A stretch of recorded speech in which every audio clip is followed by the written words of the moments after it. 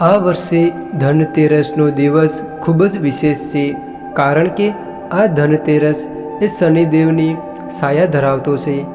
આ વર્ષે ધનતેરસ એ શનિવારે આવે છે, જે શનિદેવનો દિવસ ગણાય છે. આથી આ વર્ષે એક વિશેષ સંયોગ બન્યો છે. તેથી આ વખતે ખરીદી દરમિયાન ખાસ સાવધાની રાખવી જરૂરી છે. શનિદેવ કર્મના ફળદાતા દેવ છે.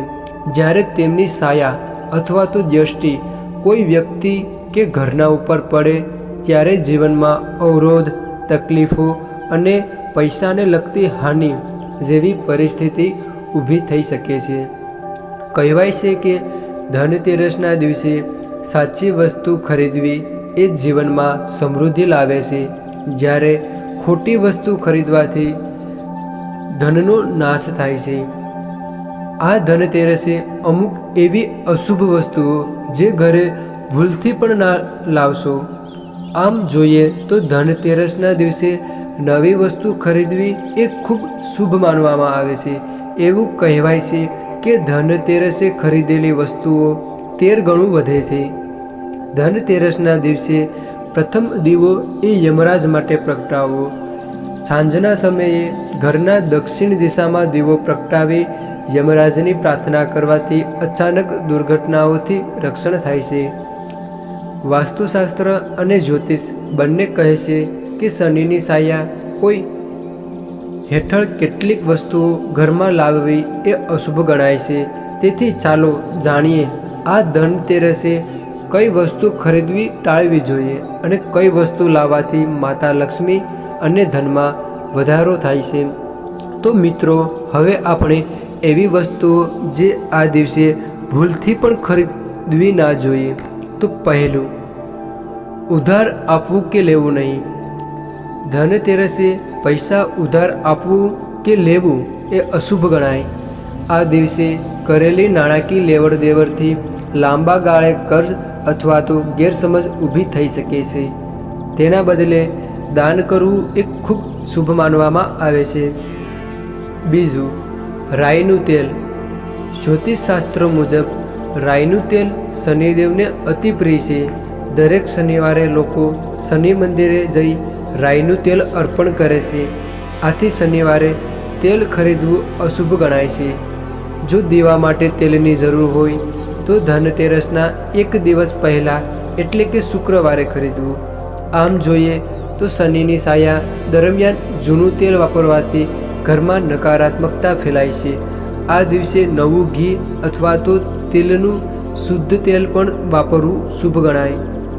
ત્રીજું, ધારદાર વસ્તુઓ ખરીદવી ના જોઈએ. સરી, સોય, કાતરી જેવી ધારદાર વસ્તુઓ ધનતેરસના દિવસે ભૂલથી પણ ન ખરીદવી જોઈએ, ખાસ કરીને જ્યારે દિવસ શનિનો હોય. આ વસ્તુઓ તોડફોડ અને વિવાદનું પ્રતીક છે.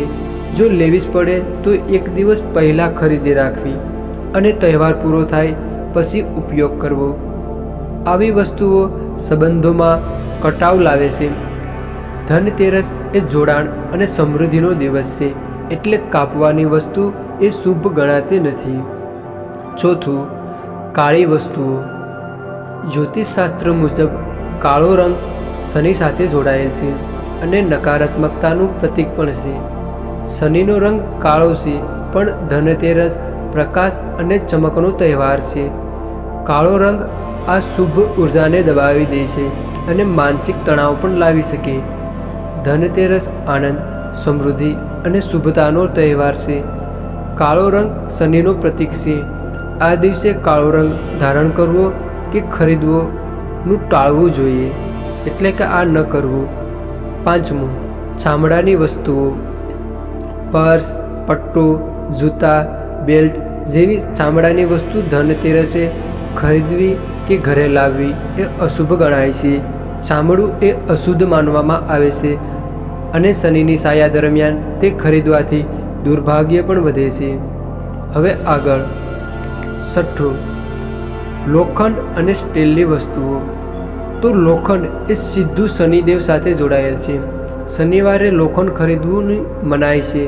ઘણા લોકો લોખંડની જગ્યાએ સ્ટીલ લઈ લે છે, પણ સ્ટીલ પણ લોખંડનું જ મિશ્રણ છે. શનિનો તત્વ લોખંડ છે, તેથી આ દિવસે લોખંડની વસ્તુ લાવવી એ અશુભ ગણાય છે. ધનતેરસે આવી વસ્તુ ખરીદવાથી નકારાત્મકતા આવી શકે અને માતા લક્ષ્મી પણ નારાજ થઈ શકે. તો હવે આગળ આપણે એવી વસ્તુ જેને ધનતેરસના દિવસે ખરીદવી એ શુભ ગણાય છે, જેમાં ધાણા સૂકા અથવા તો ધાણાના દાણા, તેમજ સોનું અથવા તો ચાંદી, તુલસીનો છોડ, ઇલેક્ટ્રોનિક્સ કે નવી વસ્તુઓ જેવી કે ગાડી, મોબાઈલ એવી વસ્તુ, પછી મીઠું, જે જણાવેલી આવી વસ્તુ ખરીદવી એ શુભ ગણાય છે. તો મિત્રો, ધનતેરસ એ માત્ર ખરીદીનો દિવસ નથી, પણ સમૃદ્ધિ અને સદભાવના વધારવાનો પણ શુભ સમય છે. આ વર્ષે શનિદેવની સાયા હોવા છતાં જો આપણે વાસ્તુ મુજબ સાચી વસ્તુઓ પસંદ કરીએ તો માતા લક્ષ્મી આપણી ઉપર અવિરત કૃપા વરસાવે છે. ઘણા લોકોએ વાસ્તુના અમુક મુખ્ય નિયમોનું પાલન કરીને ભાગ્યના દરવાજા ખોલ્યા છે. તો આપણે અમારી આ ચેનલમાં આવા તમામ મુખ્ય વાસ્તુને લગતા નિયમોના વિડીયો મૂકેલા છે. તો અત્યારે જ અમારી આ ચેનલને જરૂર સબસ્ક્રાઈબ કરતા જજો. તો તમામ મિત્રો મનમાં પોતાની કુળદેવી માતાનું નામ સ્મરણ કરે અને જો સારું લાગે તો વિડીયોની કોમેન્ટ બોક્સમાં પોતાની કુળદેવી માતાનું નામ અવશ્ય લખતા જજો, અથવા તો માતા લક્ષ્મીનું નામ પણ કોમેન્ટ બોક્સમાં લખતા જજો. તો શુભ ધનતેરસ અને સમૃદ્ધિથી ભરેલું નવું વર્ષની તમને હાર્દિક શુભકામનાઓ.